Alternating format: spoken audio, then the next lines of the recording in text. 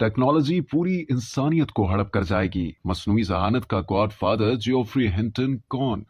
जियोफ्री Hinton एक तारीख साज बरतानवी साइंसदान जिसे मसनूई ज़हानत एआई का गॉडफादर कहा जाता है। वो गूगल का एक रिसर्चर था जिसने हाल ही में गूगल से इस बुनियाद पर अलहदगी इख्तियार की है कि ये मसनूई ज़हानत एआई की जिस रफ्तार से तरक्की हो रही है इसमें हम बहुत करीब हैं कि ये अगर किसी शैतान सिर्फ इंसानों के हाथ लग गई तो ये पूरी इंसानियत को हड़प कर जाएगी। और ये कहना बहुत मुश्किल है कि हम इस मसनूई ज़हानत को शैतानी हाथों से बचा सकेंगे।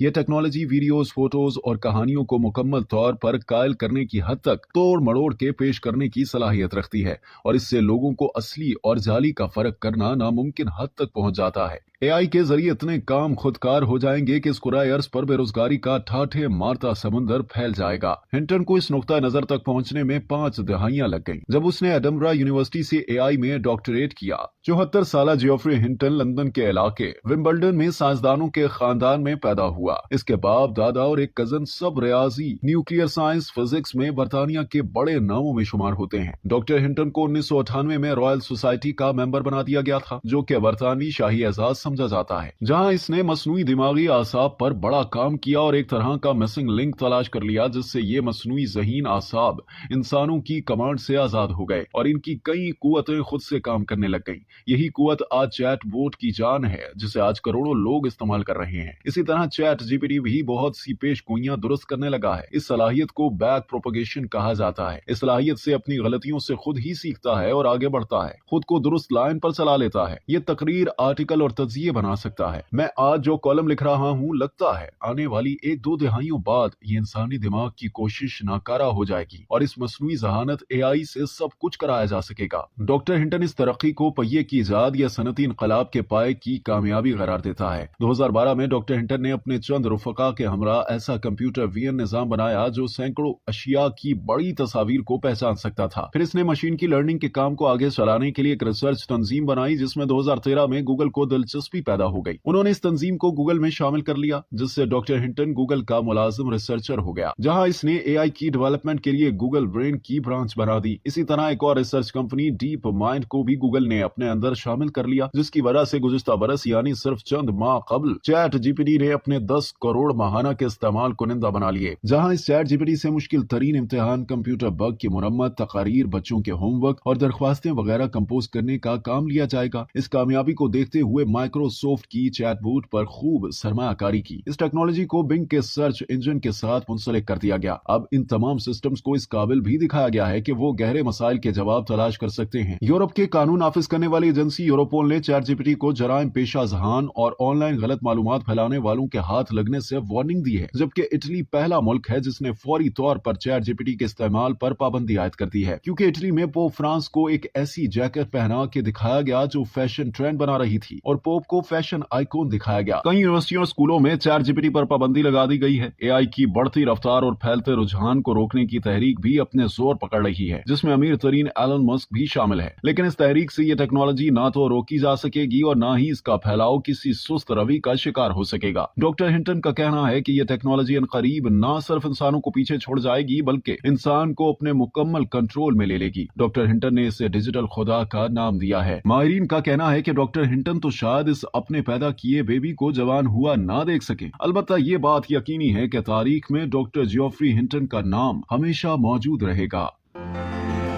Thank you for watching our video and subscribe our channel to get more videos.